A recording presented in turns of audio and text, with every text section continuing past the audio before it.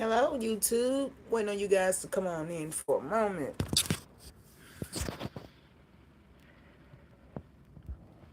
I am just finishing up a walk. It was an hour ago. I took a walk, and I am sitting in the studio.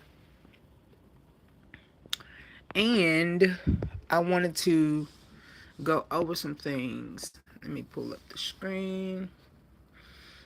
I will have this set for replay later that you guys can go back and watch the live screen. So welcome to anybody that joined. If you are watching on the outside of the screen, don't be afraid to come on in. We're going to talk about the investing thingy. Talk about investing. Let me give you guys a moment to come on in and pull up. Maybe I should. Yeah, let's just go to the investing channel.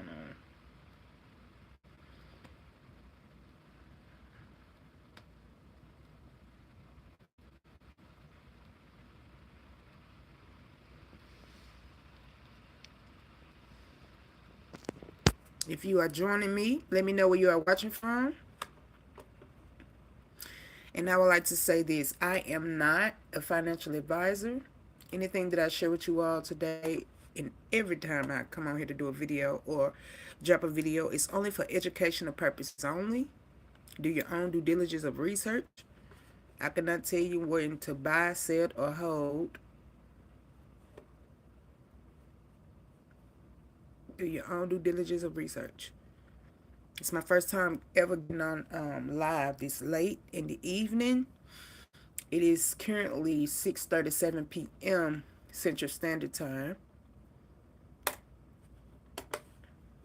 Let's see, I'm going to pull up some things that I have been looking at and looking into.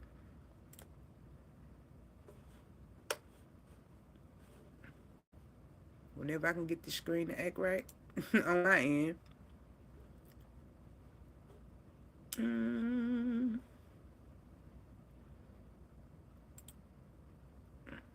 Okay, that's in my way as well.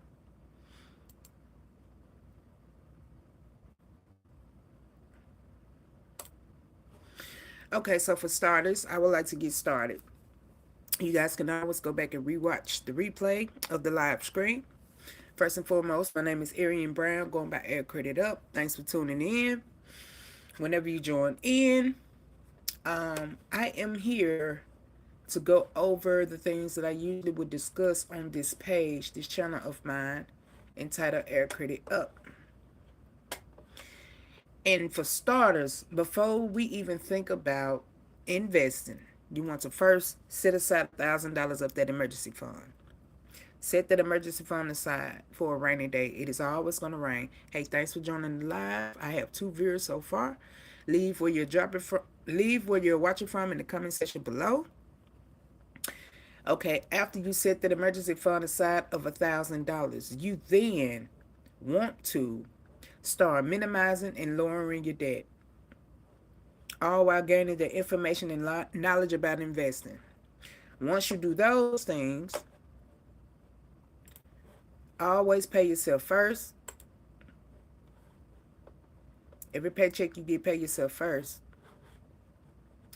And keep adding to that emergency fund. Keep adding to it. It is always going to rain. Why I can't get this to move? Okay, now there we go. I finally got it to move off my screen. Okay, skip.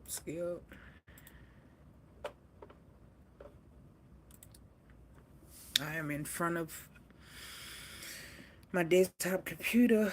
Not desktop, my apologies, laptop.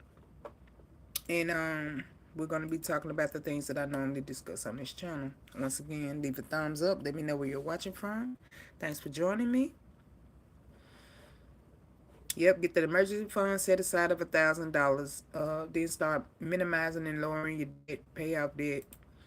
After that, You then want to consider choosing an investment vehicle, but make sure you do your own due diligence of research.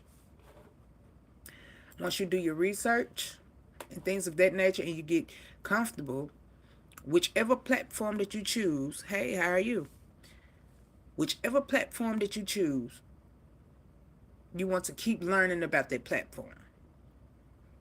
Keep doing your research on the platform.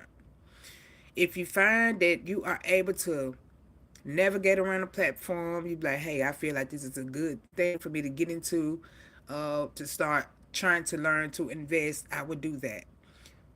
Once you set that emergency fund aside, start minimizing paying off debt, lowering your debt payments, paying yourself first, keep learning knowledge and information. Then you want to start automating your saving and your investing. Automate your savings and your investments. And the thing about investing, you can always go back and pause it if you got some more things more responsibilities that you can handle, have to handle. Everybody's financial situation is always different, but you can invest. You can invest. It's one thing I want you guys to really, truly understand and realize. You can invest. Now let's go over some investment vehicles.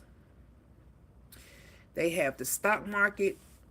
They have real estate. Digitally, that would be considered to be REITs, which is part of the stock market. They have cryptocurrency.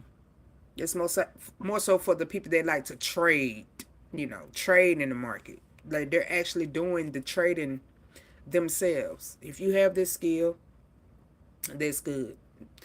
But far as my financial situation, that's not for me. I feel like that takes too much time and effort for me to learn when I have so many things going on. But if you can learn a skill and it helps you, go for it. Okay. They have Bitcoin and stuff like that. So whatever you feel like that you are good at, go for it. A lot of people like to go with growth stock mutual funds. Personally, that's me. But I went with ETLs because it was dependent upon my financial situation. Because ETFs, exchange traded funds, it gives you a variety of stocks. It gives you a variety of stocks. And one thing we have to realize and understand is that investing takes time. Investing is considered to be the long game. That's why it is best to try to live on less. It is best to try to live on less. Once you put all of those things in place and in position, you then are ready to start investing into the stock market. Okay, let's watch some videos together. Because I'm just switching up the content. I always understand and realize that wealth is always quiet. The people who walk around you flashy, things of that nature, you know, you get it. I don't even have to say it. You get it. It's quiet.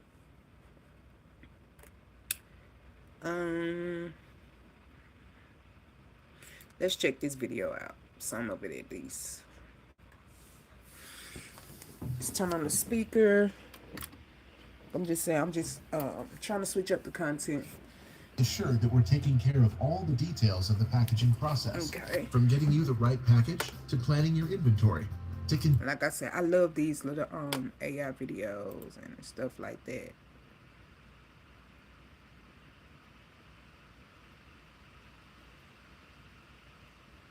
I I love videos like this. It's the name of this channel is called Adam Talks Finance.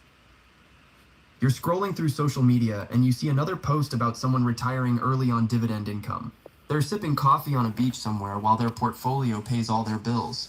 You think to yourself, that sounds amazing, but I'm 35 and barely have anything saved. There's no way I could do that in 3 years. What if I told you that retiring on dividends in just 3 years isn't just possible, but that the math actually works? Now, before you roll your eyes and click away, I'm not talking about some get-rich-quick scheme or crypto miracle. I'm talking about real dividend investing with real numbers that you can verify yourself. Here's the thing. Most people think dividend retirement takes decades because they're thinking about it all wrong. They assume you need millions in the bank to generate enough passive income. But what if you only needed to cover your essential expenses? What if you could live comfortably on $2,000 or $3,000 a month instead of trying to replace an $80,000 salary? The average person spends way too much time thinking about the obstacles instead of focusing on what's actually required.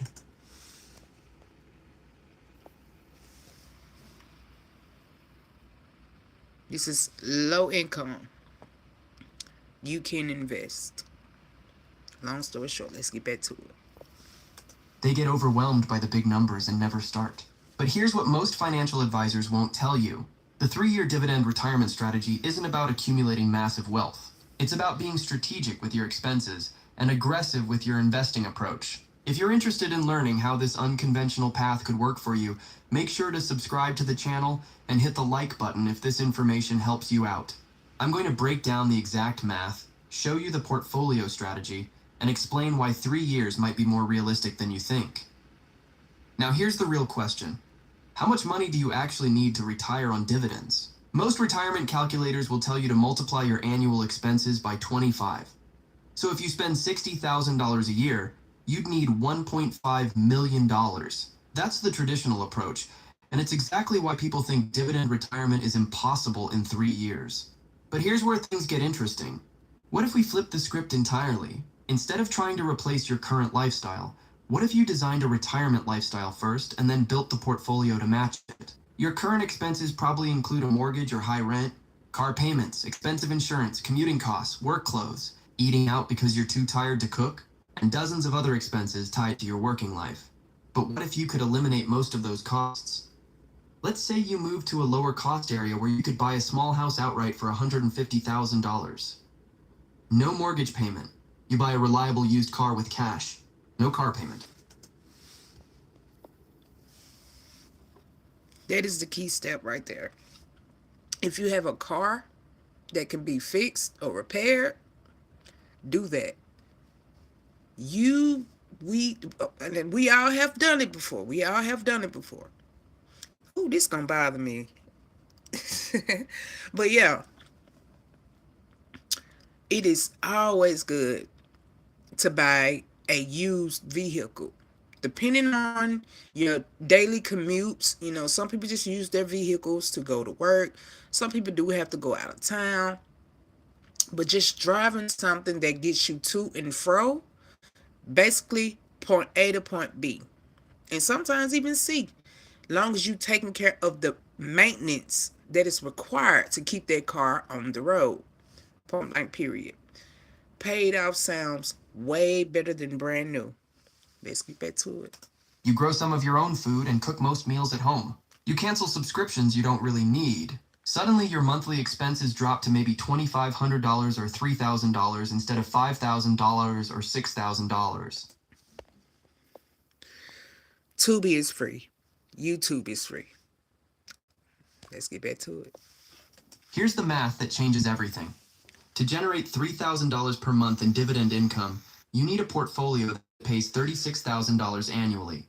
With a 6% dividend yield, which is absolutely achievable with the right dividend stocks and REITs, you'd need a portfolio worth $600,000.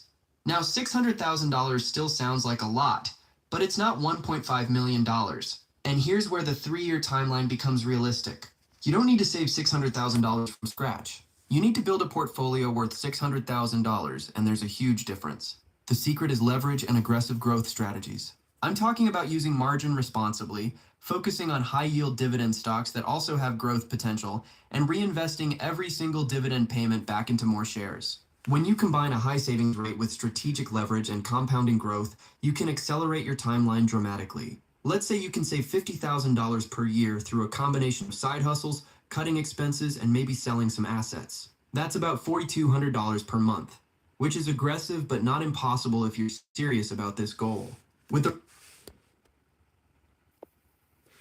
Now, when he's talking about the aggressive part, when you choose your portfolio and your platform, they give you the opportunity to choose your own risk tolerance. That is all that means.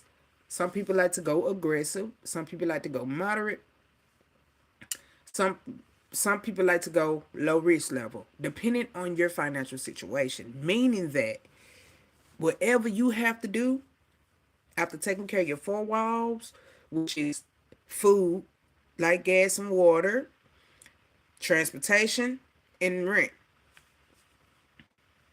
And your vehicle, you have to have, well, I said transportation.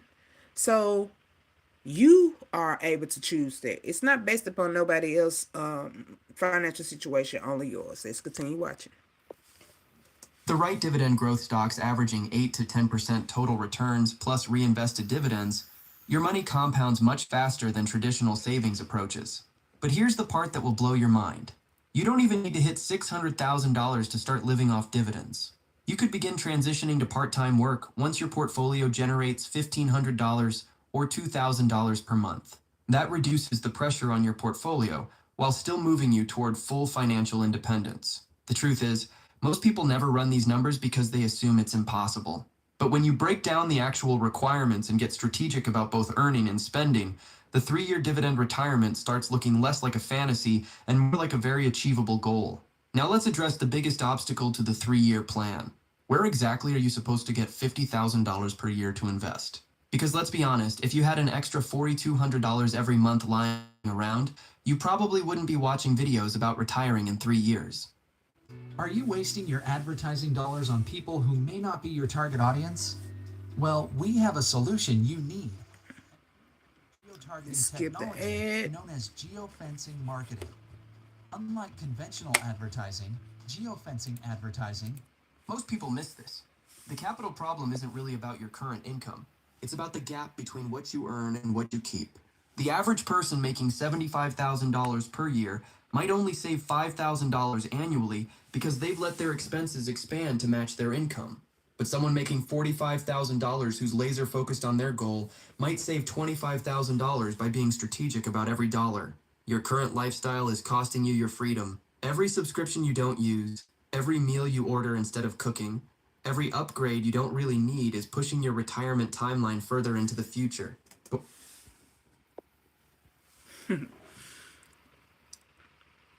Basically, what he's saying is, when it comes to that upgrading, updating, I look at that as a phone or anything that the shiny objects that people like to go with. Come on, you don't need it. Let's continue watching. But what if you treated the next 3 years like a financial boot camp? I'm not saying Discipline. live on ramen noodles and never have fun. I'm talking about being intentional with your money in a way most people never are.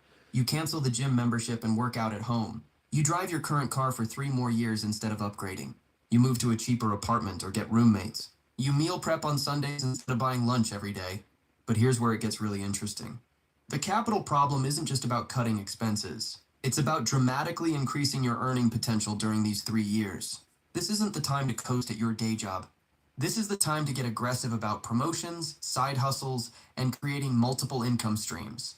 Let's say you currently make $60,000 at your main job. You pick up freelance work on weekends that brings in an extra $1,000 per month. You sell stuff you don't need and make $3,000. You house sit for people when they travel and save $2,000 on rent over the year. You tutor kids in your area of expertise for $30 per hour, adding another $500 monthly. Suddenly you've added $20,000 to your annual income without changing your main job. Now combine that extra income with strategic expense cutting.